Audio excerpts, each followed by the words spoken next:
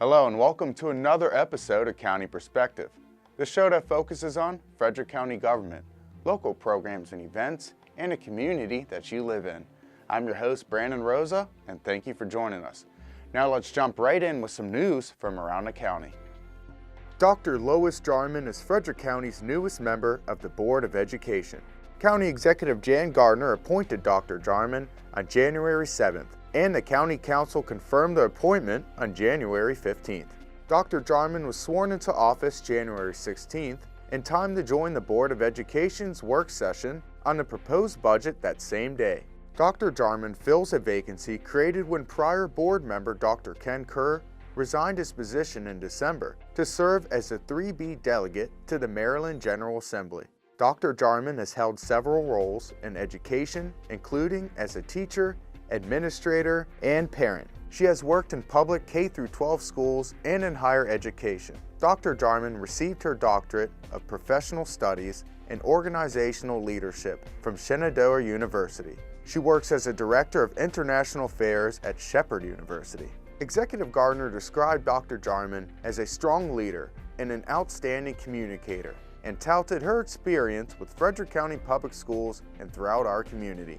Dr. Jarman was among 27 candidates who submitted letters of interest and resumes. Congratulations, Dr. Jarman.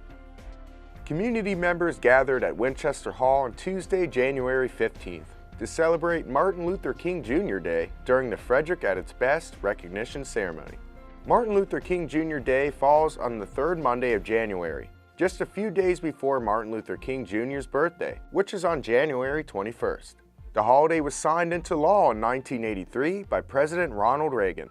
The holiday is a day to remember the sacrifices that Martin Luther King Jr. made for civil rights. The county executive, county council, and the city of Frederick issued a joint proclamation in observance of the day. If you didn't get a chance to make it to the ceremony, FCG-TV will be airing the event on Channel 19 and HD Channel 1085. Frederick County's Business Innovation Center, known as ROOT, received a 2018 Urban County Innovations Award from the Maryland Association of Counties and the Academy for Excellence in Local Governance. County Executive Jan Gardner was presented the award during the first week of January at the Maryland Association of Counties Winter Conference in Cambridge, Maryland. Executive Gardner said that she is honored to receive the award recognizing ROOT. Executive Gardner added that ROOT attracts millennials and creates a collaborative environment for new ideas, new business, and new jobs. ROOT provides a location for new businesses to take root and grow in Frederick County and a state-of-the-art facility. Two elements of pitch development and capital building opportunities innovatively address mentorship and investment challenges often experienced by small businesses. The annual County Innovation Awards provide an opportunity to celebrate county achievements and share the innovations and best practices being developed in all 24 jurisdictions to see if similar solutions can be applied in other counties. Are you in the mood to try a new meal? Well, the Senior Services Division has come up with a new dish for you to try that is both easy to make and tastes delicious at the same time. Let's check in with Kitty Devilbus to see what's cooking in the kitchen.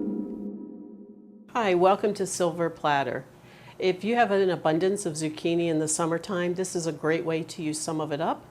And it's also a terrific recipe in the winter because zucchini is a year-round product in our supermarkets that's always affordable and readily available.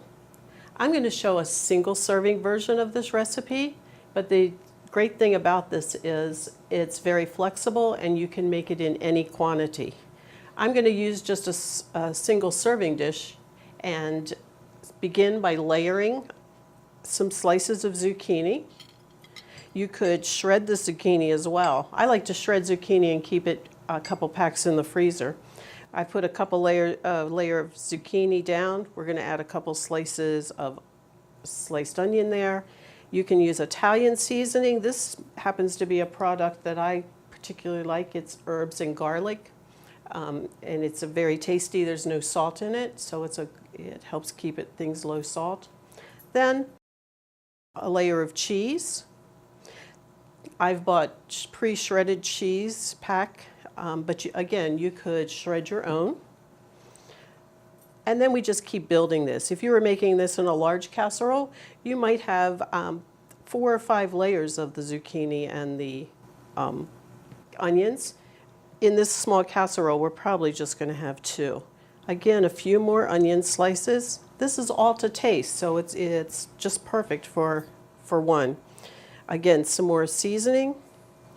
And then we're going to use 1 beaten egg. If you're making a casserole, a 1-quart size casserole, you probably want to increase your eggs to about 2. Pour that egg down over it. It's going to sink down through and go through all the layers as it bakes. We're going to top that with cheese.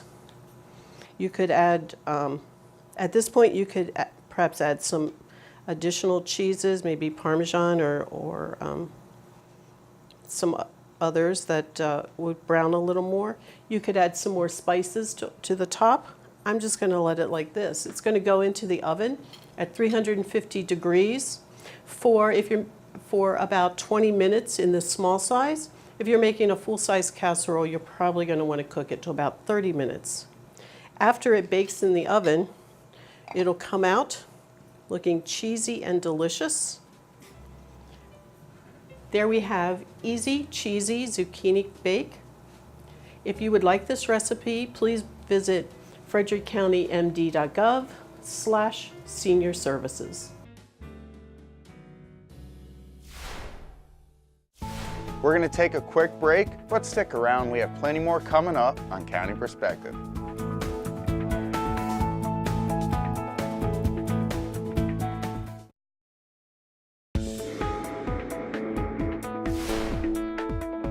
Welcome back to County Perspective. I'm your host, Brandon Rosa. An issue that has always plagued our county and our nation as a whole is the issue of suicide. Being able to notice the signs and symptoms of suicide, including depression, could help to save someone's life. I spoke to the Behavioral Health Services Division in the Health Department to find out more on this important topic. Let's see what they had to say and find out more. There are several major national public health issues in the United States, and suicide is one of them. According to the CDC's National Center for Health Statistics, in 2016, there were 44,965 recorded suicides in the United States. The state of Maryland contributes to this total. So the Maryland suicide rate, as determined by the CDC for 2016, was 9.4. Since suicide is a national public health issue, it is important to identify what triggers someone to have suicidal thoughts. One of the big attributable factors is adverse childhood experiences. CDC epidemiologist Dr. Robert Anda identifies that 67% of all suicides are directly attributable to adverse childhood experiences. These are things like child abuse and neglect, family dysfunction in the home. So one of the things that we're really looking at are red flags, because there are people who attempt suicide who have a history of having depression or mental health problems, and there are people who have no history of mental health problems. What we want to look at is, are there crises at the time? Is there a sudden financial hardship? Is there a significant change in family status or physical health?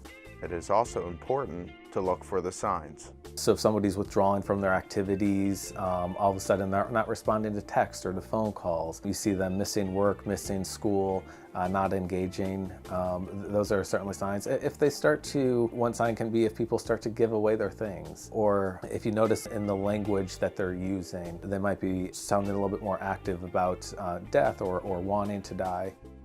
Adverse childhood experiences and other factors such as a loss of a loved one or a financial crisis can trigger one to have suicidal thoughts. But who is more at risk? In the moment, it's a very impulsive decision often, and so we can see things in adolescents, LGBTQ, they nationally have a higher rate. Middle-aged white men, nationally and locally, have higher rates of suicide. Part of it is the means that they use. They're more likely to use guns. So when we're talking suicide prevention, one of the things that we have to talk about is gun safety. And if you're feeling suicidal, or if you have a family member who you believe is struggling with suicidal thoughts, talk to them about their guns and talk to them about what they can do to be safe with those around. We also know that among our military members that they have been struggling with higher suicide rates. All across the United States and right here in Frederick County, there is help. So there are a number of services available out there. If you're in Frederick, we have our mental health clinic. We do direct care for children, adolescents, and adults that have mental health problems. And so, of course, with that, there are going to be some people who have suicidal thoughts, so we work with them on a direct level. We have the Mental Health Association, and they do have a walk-in crisis clinic available. You can also call 211 where you can talk with somebody. They also have a service called Phone a Friend, and that's for children from 1st through 5th grade. You can text hello to 741-741. They will respond to you, and if it's urgent, connect you with somebody locally or just dialogue with you and make sure that you're safe. You can reach out to your family. You can reach out to community members, faith organizations, and also the National Suicide Hotline, 1-800-273-TALK. Certainly things like breathing, meditation, anything that can get us away from the thoughts that we're thinking and refocusing us on the things that are valuable to us. So many times people will say, giving back is a great way to help others. And so volunteering, whether it's with animals or with people, is a great way to overcome some of the isolation that we feel and some of the despair that people are feeling. If you know a friend or family member who has been showing signs of suicidal thoughts, take time to talk to them and comfort them through their difficult times. It can be hard when you feel like somebody's closing the door time and time again, but continually to let them know, hey, we're here if you need something, and never be afraid if you think that it's imminent that somebody's going to do it. Don't be afraid to call 911.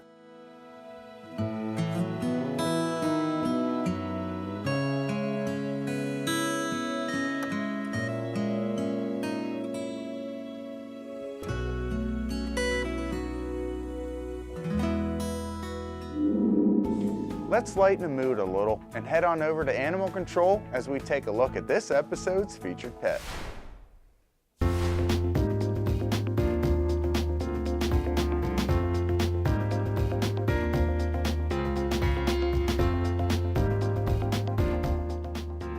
Buster is often referred to as the happiest dog at FCAC. He always has a smile on his face and is eager to play with humans and canines alike. Buster will likely do well in any home that can provide him with an outlet for his energy. Staff and volunteers think he'd make a great agility dog. Buster does, however, need a home free of horses and livestock. Visit Buster at Frederick County Animal Control and Pet Adoption Center, 1832 Rosemont Avenue.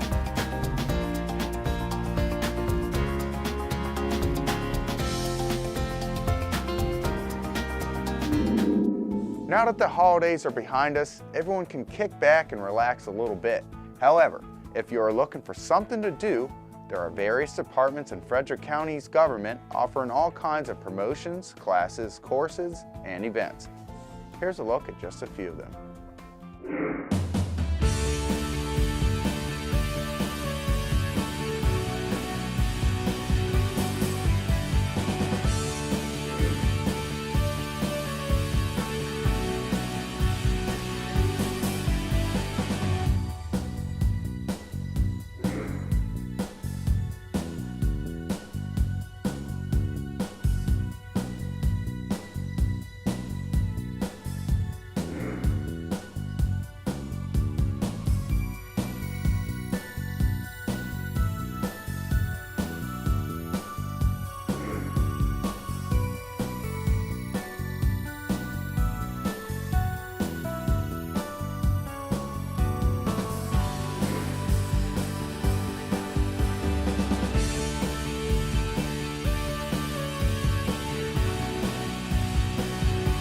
To find more events and programs, or for more information, log on to the county's webpage, frederickcountymd.gov. Now at the end of our show, we like to mention a few recent events, along with things our viewers should keep an eye out for in the upcoming weeks. Congratulations to Frederick County government employee Joyce Grossnickel for receiving the Distinguished Volunteer Award by the United Way of Frederick County in honor of Philanthropy Day.